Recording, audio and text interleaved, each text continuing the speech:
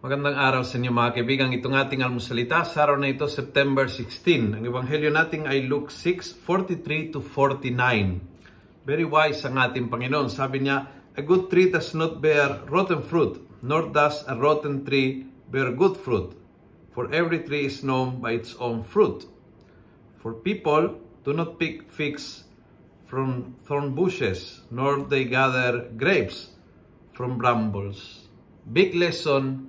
Huwag kang umasa sa alam mo na hindi mahibibigay sa iyo yung hinahanap mo.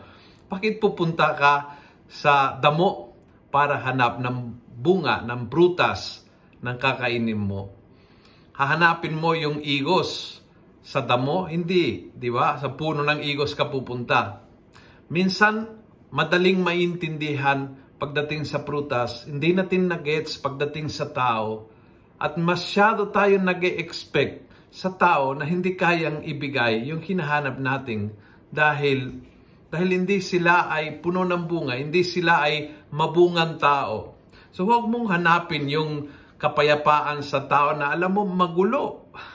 Tanggapin mo yan and then move on with your life. At hahanapin mo sa tao na may bibigay ang bunga na hinahanap mo.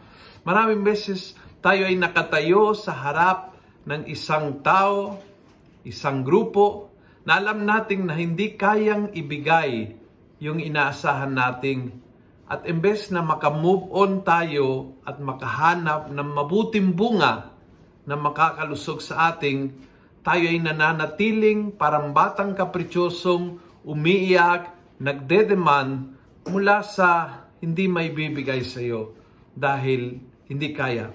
Dahil hindi yon ang bunga ng kanyang pagkatao. Learn to adjust your expectations. Learn na tanggapin na may mga tao na mabunga but may mga tao na hindi mabunga.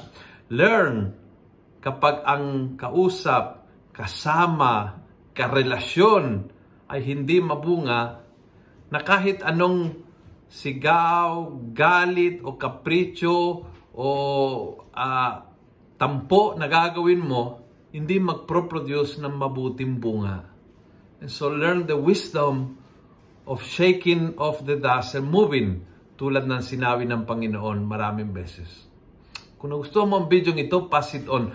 Punuin natin ng good news ang social media. Gawin natin viral, araw-araw ang salita ng Diyos. And God bless.